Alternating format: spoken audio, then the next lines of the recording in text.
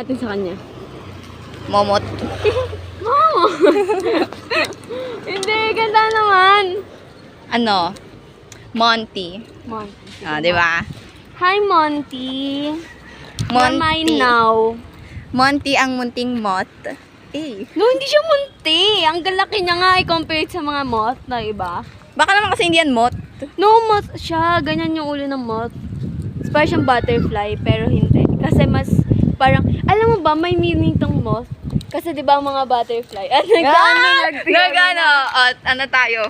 Ang sinasabi nila, ang moth daw, ito yung may beauty siya, pero parang pangit.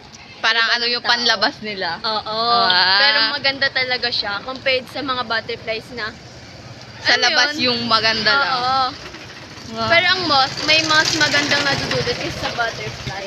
Eh di ba ano, don't judge a book by its cover. Yun. Wow. Kumbaga parang may mga ano na, may mga favorite na yung, ay may mga favorite animals na yung moth. Tapos Ah. parang ginagawa silang symbolism.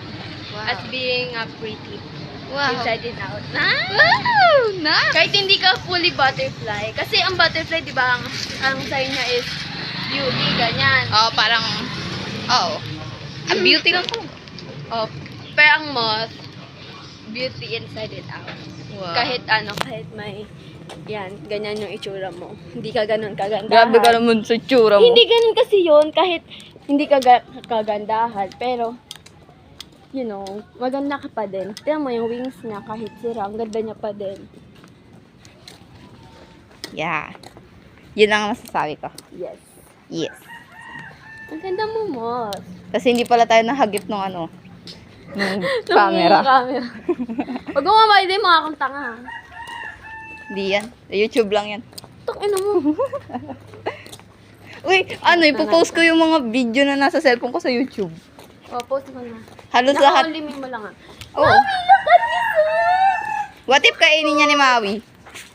Oh, wag mo ko. Ay, pukin ang ina mo. Baba. Ni Maui, Wawi. Sakutin ko sa mga. Mag-other video ka. Mag-other video ka.